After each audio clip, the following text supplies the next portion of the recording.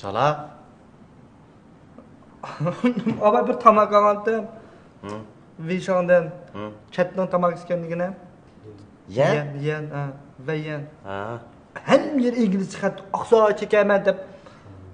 Çoğun bir kılamam dep. Ağan.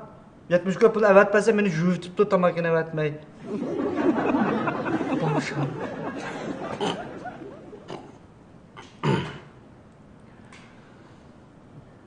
Qanday qilamiz? Nimaning yo'qligini tushunish kerak. Uni men chifu mimasini Weixin kolxozini ham qilman. 70块钱不行。70块钱不是钱吗？70块钱不够那个标准。标准70块钱。标准是多少钱？2000。2000？我哪有2000块钱？哎，这样子。我给你出个主意。你不是知道他的那个支付宝的那个账号吗？不是吗？幸运不是也知道了吗？不是吗？给他打了70是吧？再给他打1930块钱，凑够2000块，啊？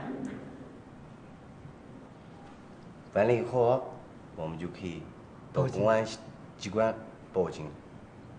pul aka oldu. Yok le. 对。哎，大师真聪明啊！你看，就是他，1930元。发了啊。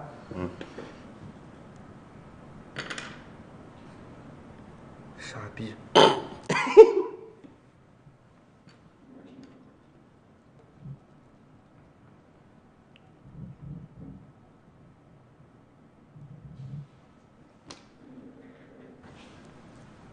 怎么样了那个？你们怎么样了？tugday shu.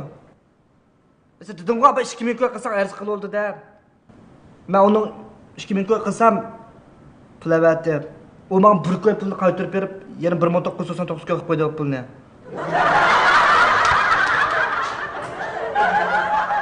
Qanday qilmam? Bir oylik pulim tepdi men.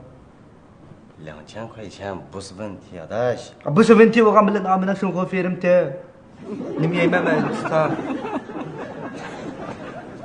啊，大师，2000块钱我说了不是问题，我们先解决眼前的问题。走，我给你取点钱，取完钱我们到公安系统，就公安机关报案。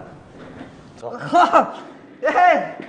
各位16则请注意，网络诈骗罪的立案标准是2000元，2000元，2000元，走过路过千万不要错过，2000元就可以达到罪案标准。数额较小，没有达到2000元，尚不构成诈骗罪，但是违反社会治安，根据治安管理处罚规定，处5至15日拘留，可并处罚1000元以下罚款。但是如果诈骗行为累计超过2000元，就可以追究诈骗罪的刑事责任了。